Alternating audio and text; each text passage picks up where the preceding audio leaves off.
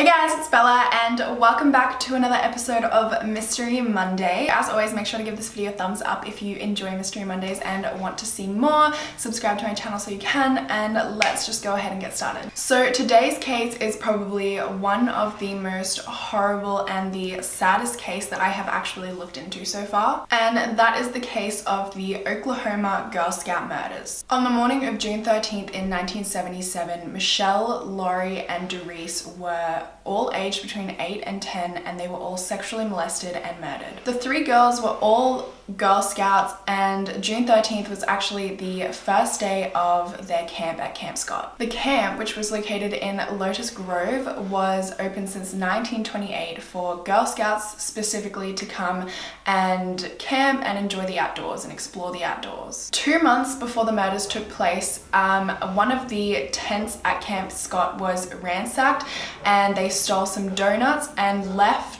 the empty donut box with a note inside. The note that was left basically said that 3 girls on the camp would be murdered, but it was dismissed as a prank, so no one really thought anything of it. They just thought it was some dumb prankster who wanted to scare everyone at the camp. So on June 12th in 1977, the girls loaded onto a bus in Tulsa and drove 40 miles to reach Camp Scott for their 2-week stay. Laurie, Doris and Michelle shared tent number 8, which was in the Kiowa unit, which is where their group was staying. And tent number 8 was the most remote of all of the tents, and you couldn't actually see it from the counselor's tent. A little past midnight, one of the camp counselors, Carla Willett, said she was woken by a loud noise. She said it was something between a frog and a bullhorn, and was kind of like a low guttural sound. She woke another counselor, Dee Elder, to see if she had heard the noise, but Dee said that she hadn't. The day before, on the 12th of June, the counselors had seen some strange men walking around that they were a little bit frightened by, so Carla did decide to go and check the camp out with her flashlight. She didn't notice anything out of the ordinary, so she ended up just going back to bed. I will say that she shone her flashlight towards all of the tents, and when she shone her flashlight, it was said that the noise kind of like stopped, so she ended up going back to bed. And a few other people that were staying at the camp said that they saw a strange orange light that night. At 6 a.m. the next morning, Carla was on her way to the showers when she noticed the 3 bodies of the girls on the side of the trail 150 yards from their tent. Alongside the girls, they found tape, rope, a gag and a flashlight. What they didn't find, weirdly enough, was one of the shoes from one of the victims' bodies. And what makes this fact even weirder is that later on during the investigation, when there was hundreds of people searching for the girls and people that set up camp, like police officers that had set up camp in the camp to look for the girls, and there was manhunts everywhere, the shoe was returned to the camp and nobody saw who did it. Nobody saw anyone put the shoe back. Somehow the killer managed to return the shoe while there was manhunts and searches going on. And something that I want to mention, which is pretty crazy and totally unacceptable, is that Michelle's parents actually had no idea how she died. They found out from the news. So when authorities went to their house, they actually told them that she was in an accident. So they had no idea what had happened to their daughter or how it had happened until they watched the news. By 7:30 a.m. on June the 13th, police arrive and the investigation into the murders begins. And by 10 a.m. the same day, Camp Scott is evacuated and closed down, and it has never reopened since. Okay, so now let's talk about some of the facts and some of the evidence. From the investigation, it was determined that Laurie and Michelle had been struck and killed inside of their tent, and that Doris had been taken into the woods before she was murdered. So Laurie and Michelle died of blunt force trauma, and Michelle died from asphyxiation. All tape and cord was removed from the bodies after the murder and before they were found, and it appeared as though Doris and Laurie had been sexually molested. On the wooden floor of the tent, it seems as though whoever murdered the girls tried to wipe it up with a mattress and towels, and then they tried to stuff the materials into the sleeping bags. Military boot footprints were found inside the girls' tent, and it was also found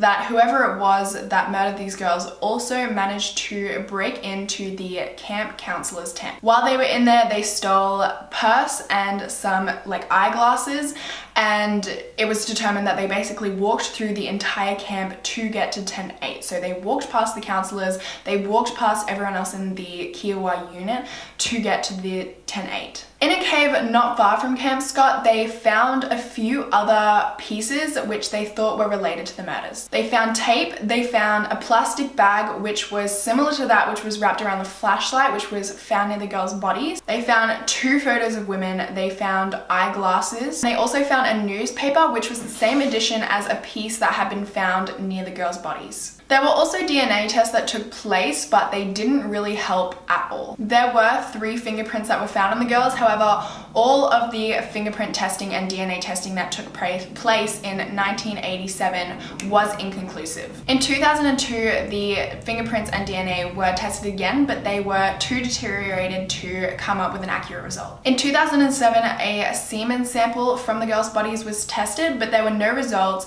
There was a partial DNA sample from a female, but it was unable to tell whether this was from the girls themselves. Further, Jack Schroff, who owned a ranch less than a mile away from the camp, said that his home had been burgled and a few items had been stolen. So sniffer dogs led investigators to Jack's home. When his house was searched, they found a roll of duct tape and rope which matched the items which were found at the girls' bodies. Several rocks, a tire tool, and a crowbar were also found at the residence, but none of these were able to be determined if they were linked to the girls' murders. Detectives also found a footprint which matched the one that was inside the tent. And for a short while, Jack actually did become a suspect. He took a polygraph and test, and I guess they ruled him out as a suspect because of that. So that is pretty much all of the evidence. I've probably forgotten some because this case is huge, and when researching, it's actually kind of confusing to research. I guess a lot of places and the evidence is all over the place, so it's kind of hard to put everything together. So I'm sure that I've forgotten some,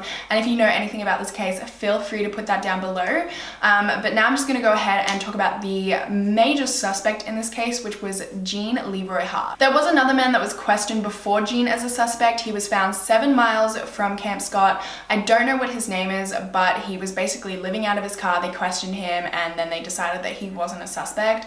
I just thought I would mention that. So Gene had previously actually been to jail for kidnapping and rape in 1966, but he was let out on parole in 1969, which in my opinion is disgusting. Not long after he was let out on parole, he was sentenced to another 50 years in the Mays County Jail for burglary. There was 4 different burglaries which happened in Tulsa, which he was tied to and then convicted for, but he managed to escape from this jail 4 years before the Girl Scout murders took place. So Gene was tied to these murders because the 2 photos of the women which was found in the cave were actually taken by a prison guard at the Mays County Jail, and Gene is the one who helped to develop them. Gene's mother lived not far from Camp Scott. Gene was raised in Lotus Grove. He was an outdoorsman, and from hundreds of leads that police received and looked into, most of them led to Gene. After connecting him to the photos that were found of the 2 women, police searched for him for 10 months before finally apprehending him. And they found him at the home of a Cherokee native. So Gene, important to mention, is also a Cherokee. Now here's where it gets a little complicated. So in the area that Camp Scott is native to a lot of Cherokees. They are native to the land and have been there since forever, basically. So in the search for Gene, they had bloodhounds in searching for him. They had they were sniffer dogs searching for his scent, trying to find him, and a medicine man who was like a Cherokee native as well. He's part of the Cherokee natives.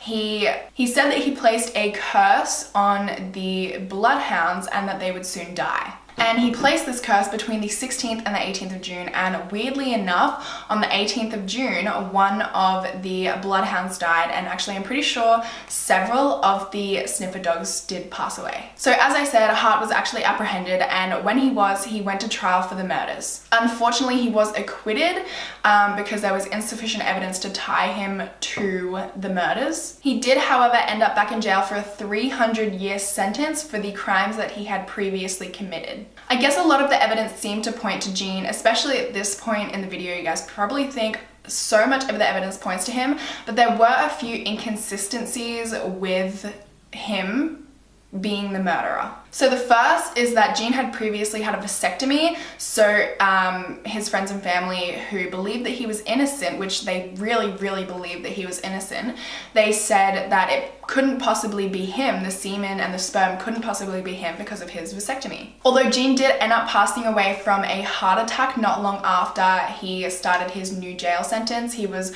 working out and ended up dying from a heart attack. But after he died, they performed an autopsy and found that the vasectomy was actually not successful. The footprints that were found inside the tent did not match Jean's. They were too small to be his foot. And the thumbprint that was found on the flashlight could not be, it wasn't, when DNA tested it, compared to Jean's thumbprints, it was not a match. It was also widely agreed that more than one person was involved in this murder. In fact, there was actually 2 different knots that were used in these murders when tying up the girls, so it's highly probable that there were 2 murderers. So even if Jean was involved, we still don't know who the other killer was. This could mean, which I've heard some people believe, that one of the Cherokee natives could have been involved, which is why they actually helped him out and put a curse on the dogs and why they were trying to defend him. But honestly, I'm not 100% sure. He is pretty much the main and only real suspect. No one else has any idea to this day who could have done this, why they would have done this. So that is everything that I have for you guys today. Let me know what you guys think of this case. If you have any theories as to what happened, whether you think Jean did it or not, I would love to hear your opinions. And so that brings us to the end of today's video. I really hope you guys enjoyed this one. Make sure to give it a thumbs up if you do want to see more of this series. Comment down below your thoughts and opinions on the case and any evidence that you may have that I might have missed. And definitely feel free to comment any cases that you would like me to cover in next week's Mystery Monday. Don't forget to subscribe to my channel, and hopefully I will see you guys in my next video. Bye!